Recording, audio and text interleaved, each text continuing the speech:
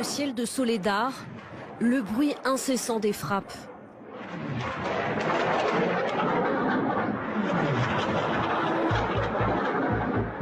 Sur cette vidéo prise par les forces russes, un véhicule militaire calciné le long de la route. À Soledar, la bataille est intense depuis plusieurs jours. Cet homme, se présentant comme combattant ukrainien, a pu sortir vivant des attaques russes. Je me trouve à Soledar, je suis blessé. Nous n'arriverons jamais à nous briser. Nous allons gagner. Gloire à la Ukraine. Nous sommes dans le Donbass, à l'est de l'Ukraine. Les Russes sont prêts à tout pour s'emparer de Soledar, petite ville située à une dizaine de kilomètres de Bakhmout. Ces deux localités sont les seuls endroits du front où les forces russes sont encore à l'offensive. Dans le froid glacial, une bataille urbaine fait rage.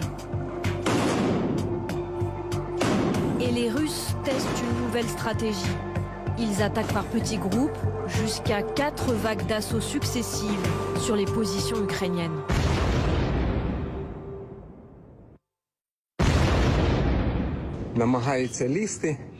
Les Russes essayent d'avancer. Ils se font assommer, ils reviennent. C'est comme une danse.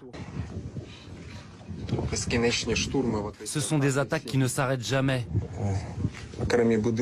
Les maisons de Soledar passent sans arrêt de main en main.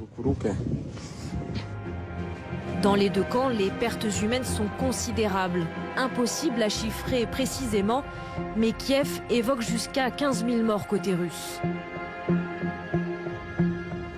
Pourquoi Soledar est-elle devenue le théâtre le plus sanglant de la guerre?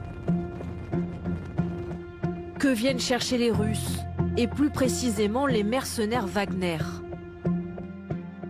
Sur ces images, les combattants de la milice privée s'affichent dans ce qu'ils affirment être les mines de sel de la ville.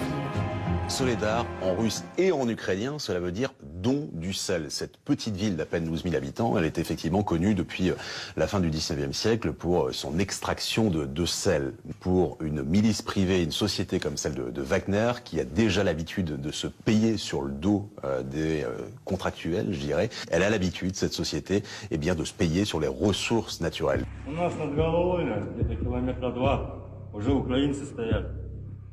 Au milieu de ces hommes, ici au premier plan dans les mines de sel, Yevgeny Prigojine, chef du groupe paramilitaire et proche de Vladimir Poutine.